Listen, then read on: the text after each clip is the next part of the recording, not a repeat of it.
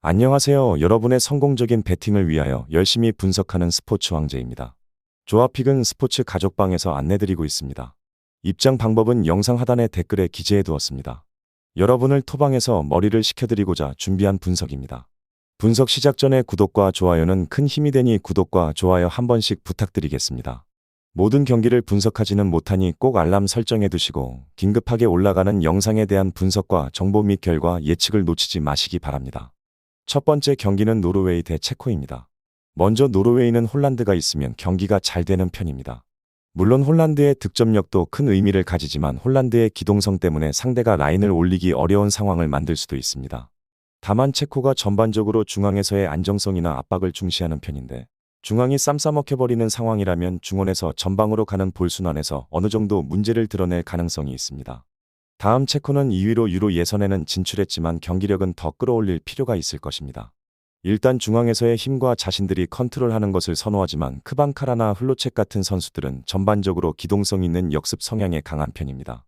물론 노르웨이가 홈에서 몰아붙일 가능성이 높아서 역습 성향이 나올 수 있을 것 같기는 하지만 2023년에는 다득점 승리가 한 번뿐이었다는 점은 아쉽기는 합니다. 결론부터 말하자면 언더를 픽하는 것이 제일 나을 수도 있습니다. 홀란드가 있으면 노르웨이가 강하다고는 하지만 노르웨이를 상대로 체코가 압박 라인의 적극성을 늦출 가능성이 많지는 않다고 보입니다. 물론 경기를 컨트롤하는 플랜에 비해서 체코가 기동력을 발휘하는 상황에 더 적합한 구성이고 2023년에도 크게 득점력이 부각되는 모습은 아니었습니다. 두 번째 경기는 네덜란드 대 스코틀랜드입니다. 먼저 네덜란드는 체급이 아래인 팀들을 상대로는 여지없이 승리를 따내는 모습입니다. 다만 질식 수비를 만나면 의외로 답답한 양상이 자주 나오고 있습니다. 아일랜드와 그리스를 상대로도 1대 0으로 겨우 승리를 따내는 모습을 보여주기도 합니다. 스코틀랜드도 질식 수비라는 면모에서 일가견이 없지는 않은 팀이니 네덜란드가 스코틀랜드를 상대로도 흐름이 답답할 가능성이 없지는 않다고 보입니다. 다음 스코틀랜드는 홈에서는 스페인을 잡아내는 모습을 보여주기도 합니다. 하지만 원정에서는 스페인, 프랑스 등 강호들을 상대로 당하는 면모가 매우 많았던 것이 사실이기는 했습니다. 그래도 맥토미니 같은 미드필더들의 활약상이 전반적으로는 괜찮은 편이고 특히 맥토미니는 사실상 팀의 주포로서 활약 중입니다. 어쨌든 수비라는 면에서 일가견이 있다는 것도 사실입니다. 결론부터 말하자면 네덜란드가 체급 차이가 나는 상대에게는 승리를 잘 따내는 모습입니다. 다만 질식 수비라는 면모에서 강한 팀을 만나면 생각보다 고전하는 경우가 잦다는 점을 생각해야 할 것입니다. 스코틀랜드가 원정에서는 약한 면모를 보이지만 어쨌든 미드필더진의 힘이나 수비에서는 일가견이 있는 편입니다. 스코어 차이가 생각보다 크지 않을 것을 생각할 수도 있을 것입니다. 네덜란드 승리와 언더를 추천드립니다. 세 번째 경기는 스페인 대 콜롬비아입니다. 먼저 스페인은 높은 점유율을 골로 연결시키는 것은 스페인이 가지고 있는 숙제입니다. 물론 야말이 등장하면서 온더볼 상황에서 수비를 헤집어 놓을 수 있는 자원이 나타난 점은 반가울 듯한데 그래도 키프로스나 조지아 같은 명백한 하위 전력이 아니라면 대량 득점 상황을 잘 만들지 못했다는 점은 사실이라고 볼 여지도 있을 것으로 보입니다. 다음 콜롬비아는 조직력이 상당히 올라온 모습입니다. 케이로스 감독 시절 이후에는 세대 교체의 과도기까지 겹치면서 상당히 부진했는데 독일과 브라질도 잡아내는 등 상당히 페이스가 올라왔다는 것은 사실이라고 할 수 있을 듯합니다. 다만 미나와 산체스가 모두 부상으로 엔트리에 합류하지 못해서 수비라인의 재구성이 필요하다는 점은 아쉬운 상황으로 보입니다. 결론부터 말하자면 스페인이 일단 높은 점유율을 골로 연결시키는데 어느 정도 해법을 찾은 상태입니다. 다만 콜롬비아의 조직력도 브라질, 독일을 잡아내는 등 많이 올라온 상황이고 스페인도 명백한 하위 전력이 아니면 대량 득점 상황을 많이 만들지 못했다는 점도 사실입니다.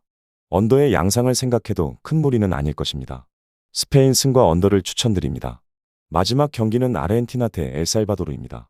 먼저 아르헨티나는 일단 메시와 디발라가 빠진 상황입니다.